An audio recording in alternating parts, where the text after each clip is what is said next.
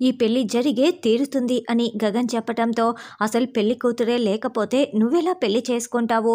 రాజుల కాలంలో పెళ్లి కూతురు లేకపోతే కత్తికి తాళి కట్టేవారంతా.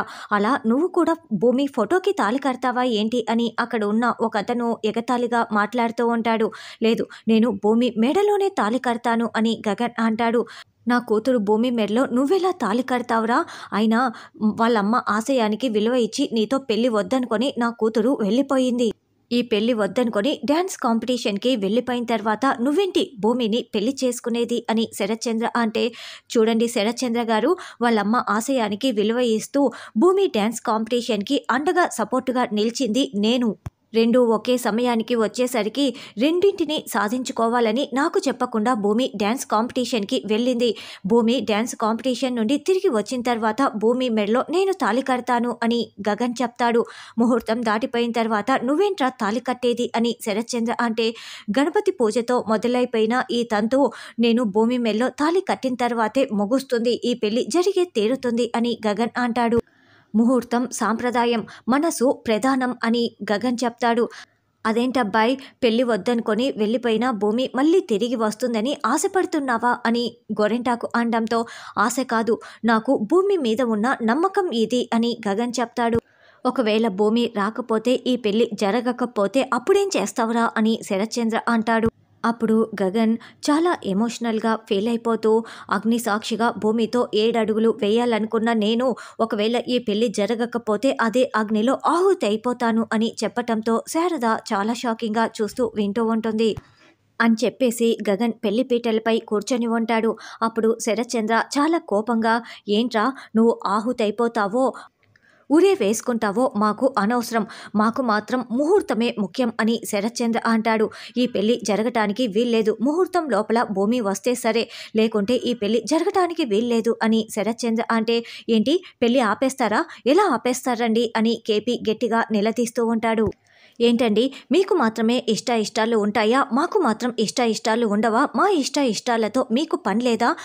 భూమి రావాలి, భూమి మాటే ఇక్కడ ముహూర్తం. భూమి నా కొడుకుని పెళ్లి చేసుకోవటం ఇష్టం లేదని చెప్తేనే ఈ పెళ్లి ఆగుతుంది. భూమి మాటే ఈ ముహూర్తం అని చెప్తున్నాను కదా. భూమి వచ్చిన తర్వాత భూమి నిర్ణయం పైనే ఈ పెళ్లి ఆధారపడి ఉంటుంది అని కేపీ చాలా ఫైర్ అవుతూ చెప్పటంతో ఇక అందరూ నోర్లు మూసుకొని ఉంటారు. గగన్ పెళ్లి పీటలపై కూర్చొని భూమి కోసం ఎదురు చూస్తూ ఉంటే, భూమి డ్యాన్స్ కాంపిటీషన్కి వెళ్ళి అక్కడ నాట్యం పూర్తి చేసేస్తుంది. తర్వాత భూమికి శాలువా కప్పి అవార్డు ఇచ్చి ఒక సర్టిఫికేషన్ని కూడా భూమి చేతిలో పెడతారు. కంగ్రాచ్యులేషన్స్ భూమి అని జడ్జిలందరూ చెప్తూ క్లాప్స్ కొడుతూ ఉంటే భూమి చాలా చాలా సంతోషపడుతూ ఉంటుంది. ఇదంతా చూస్తున్న సాధన కోపంతో రగిలిపోతూ ఉంటుంది. తర్వాత భూమి ఆ అవార్డులు సర్టిఫికేట్ పట్టుకొని మండపంలో అడుగు పెడుతుంది.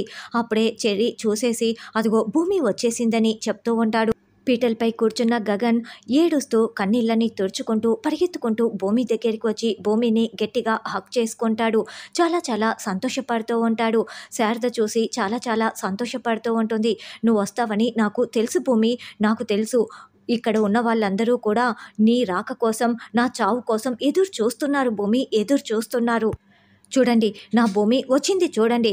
ఇక్కడ ఉన్న వాళ్ళందరూ కూడా నా భూమి రాదు, ఇక్కడ పెళ్లి జరగదు అని నోటికి ఇష్టం వచ్చినట్లు మాట్లాడారు కదా. నా భూమి వచ్చింది, మా ప్రేమ నిజమేనని నిరూపిస్తూ నా భూమి నా కోసం తిరిగి వచ్చింది. చూడండి చూడండి అని భూమి చెంపల్ని పట్టుకొని చాలా ప్రేమగా భూమి వైపు చూస్తూ అక్కడ ఉన్న వాళ్ళందరికీ కూడా అర్చి చెప్తూ ఉంటాడు. థ్యాంక్ యూ భూమి, థ్యాంక్ యూ సో మచ్, ఈరోజు నువ్వు నా నమ్మకాన్ని నిలబెట్టావు అని గగన్ చెప్తుంటే, సారీ బావా, మీకు చెప్పకుండా కాంపిటీషన్కి వెళ్ళాను అని భూమి చెప్తుంది. నాకు తెలుసు భూమి, నాకు తెలుసు మీ అమ్మ ఆశయాన్ని నన్ను సాధించుకోవాలని నీ తపన. నేను వీళ్ళకందరికీ కూడా అదే చెప్తున్నాను. కానీ మీ నాన్నగారే అర్థం చేసుకోవడంలో కాస్త తడబడ్డారు. ఇక నేను అల్లుణ్ణి కాలేనని నోరు జారి మాట్లాడారు, అదుపు తప్పి మాట్లాడారు అని గగన్ అంటాడు. అమ్మ భూమి, ఇప్పటికే లేట్ అయింది, రా భూమి, నేను నిన్ను పెళ్లి కూతురుగా తయారు చేస్తాను అని శారద అంటోంది. ఒక్క నిమిషం అత్తయ్య అని భూమి శరత్చంద్ర వైపు అడుగులు వేస్తూ ఉండటంతో గగన్ మరింత షాకింగ్గా చూస్తూ ఉంటారు. కేపీ చెప్పిన మాటలన్నింటినీ కూడా భూమి గుర్తు చేసుకుంటూ భూమి శరత్చంద్ర దగ్గరికి వస్తుంది.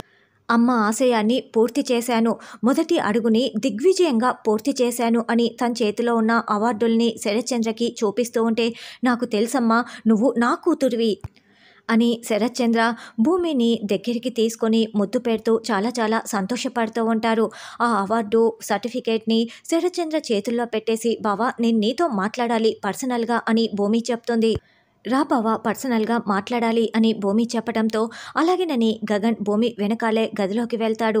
చెప్పు భూమి అని గగన్ అంటాడు. బావా ఈ సమయంలో చెప్పాలో వద్దో నాకు అర్థం కావటం లేదు. చెప్పకపోతే పెళ్ళికి ముందే చెప్పాల్సింది కదా భూమి అని మీరు అడగచ్చు.